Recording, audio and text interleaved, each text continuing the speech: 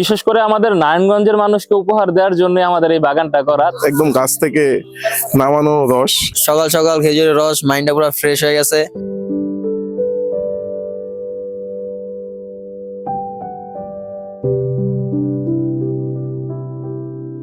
রস বাগিচাটা মূলত আমাদের 7 বন্ধুর একটা উদ্যোগ। এই আইডিয়াটা আমাদের মাথায় আসে, আমাদের এই জায়গাটা পরিত্যক্ত অবস্থাতেই ছিল। খেজুর রসের জন্য তো মানুষের একটা ক্রেজ থাকে সবসময়, বিশেষ করে আমাদের শহর অঞ্চলের লোকদের বা আমাদের ইয়াং জেনারেশনদের। তো শুরুটা আমাদের ছিল শখ থেকে, তরুণ প্রজন্মদের উদ্বুদ্ধ করতে, তারপর আমাদের প্রবীণ যারা আছে তাদের স্মৃতির পাতাটাকে আরেকটু সজাগ করতে আমাদের এই উদ্যোগটা নেয়া। আমাদের ওভারঅল প্রায় 70টার উপরে এখন গাছ।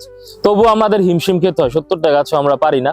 গাছের নিচে বসে এই জায়গায় যে হচ্ছে শীতটাকে ফিল করা, কুয়াশাটাকে ফিল করা, রস ফোটায় ফোটায় পড়তেছে, ব্যাপারগুলো দেখা, হাড়িটা নামানো, গাছি ঢাইলা দিতেছে, এই ব্যাপারগুলো উপভোগ করার জন্য আমাদের এই রস বাগিচার উদ্যোগ। এখন তো সবকিছু অনেক রেয়ার, অথেন্টিক জিনিস পাওয়া যায় না। তো এসে দেখলাম আসলেই ডিফারেন্ট সবকিছু, আর আসলে অথেন্টিক। আমার কাছে মনে হয়েছে যে খেজুরের রস নিয়ে সবসময় একটা কনসার্ন থাকে যে বাদুড় টাদুরের সমস্যা। একদম গাছ থেকে নামানো রস খাওয়া যাচ্ছে চোখের সামনে। আমরা সকাল সকাল বন্ধুরা মিলে আছি, অনেক মজা লাগছে। আবার সকাল সকাল খেজুরের রস, মাইন্ডটা পুরো ফ্রেশ হয়ে গেছে। শীতের সাথে আমাদের পিঠাপুলি একটা সম্পর্ক, আর সেটার সাথে আমাদের খেজুরের রস একটা সম্পর্ক নিবিড়ভাবে জড়িত। অর্থাৎ আমি উদ্যোক্তাকে ধন্যবাদ জানাই।